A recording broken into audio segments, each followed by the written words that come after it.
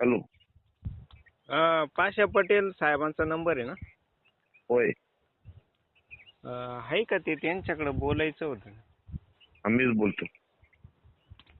हा साहेब, ते आता माग 6 महिन्यापूर्वी तुमची कमिटी निर्माण झाली होती ते कांद्याच्या भावासाठी. पुढं काय झालं? त्याला आता दुसरी केली अजून. म्हणजे नुसत्या कमिट्याच करायच्या काय मग? आता त्याला मी कसं सांगू साहेब? कुठून बोलता तुम्ही? आम्ही अहिल्यानगर जिल्ह्यातून बोलतो. हो, माझा ऐका. मी बी तुमच्यासारखाच कार्यकर्ता आहे साहेब. ते बोलून तरीच वर आला हो. आता त्याचा वरचे लोक जे म्हणले तेच ऐकावं लागेल ना आपणाला. वरचे म्हणजे कुठले? वरचे म्हणजे मुख्यमंत्री, उपमुख्यमंत्री, मंत्री. आपण थोडं ठरवू शकतो. मग आम्ही तुमचं ऐकून तवा त्यांना मतं केले ना. मग आता तुम्ही करा काहीतरी आमच्यासाठी. आला आता करतो आता. जाऊ दे. काय जाऊ दे? काय नाव आहे? काय नावाशी काय? आता नावात काय आहे? मग आता मी तुमचं नाव काय म्हणाला मी? तुमचं नाव काय? माझ्या नावाशी काय घेऊन बसले? तुम्ही मुसलमान आहे ना? तुम्ही मुसलमान आहे ना? मी तर मुसलमान आहे. तुम्ही तर नाही ना लव जिहाद वगैरे करीत असं काही? आपलं ते लव जिहाद सारखा भाव जिहाद तर नाही करीत? कसं करायचं सांगा करून तिच्या मला म्हातारपणी.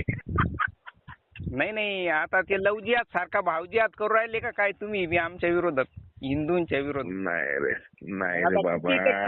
अहो साहेब, किती टक्के शेतकरी हिंदू तुम्ही सांगा बरं महाराष्ट्रामध्ये?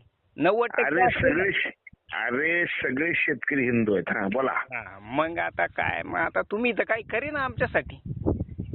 मग आता मी काय म्हणतोय ऐकून घ्या.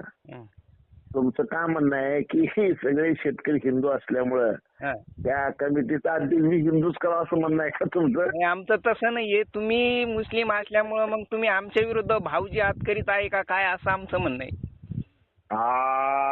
हे बरोबर आहे. तसंच आहे. तसंच काहीतरी चालू आहे का? असं काहीतरी दिसलं रे बाबा. एवढं काही तर राहील तर बरं का मरायच्या आधी. नाही, आम्हाला बी तेच आता हेच ऐकायचं राहिलं होतं का बा आम्ही म्हणजे जे काय आमचे डाग टाकून आमच्या बायकायचे, आमच्या आईचे जे कांदे पिकवले त्याला आता माती मोल भाव मिळू राहिला आणि त्याचे पैसे सुद्धा होईना.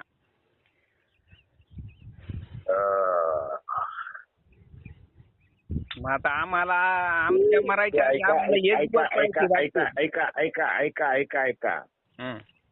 तुमचं ऐकलं ना. आता 15-20 वर्ष झालं तुमचंच ऐकतो आम्ही. साने गुरुजी काय म्हणलं होते माहितीये का? साने गुरुजीचा आणि कांद्याचा काय संबंध आहे साहेब? अरे ऐक बाबा. अहो मी काय म्हणतो, साने गुरुजीचा आणि कांद्याचा काय संबंध आहे? येऊ दे. मी आता एक काम करतो. तुम्ही मला एक अर्ध्या तासानंतर फोन करा. मी जरा कामात आहे. बर. ओके. ठीक आहे.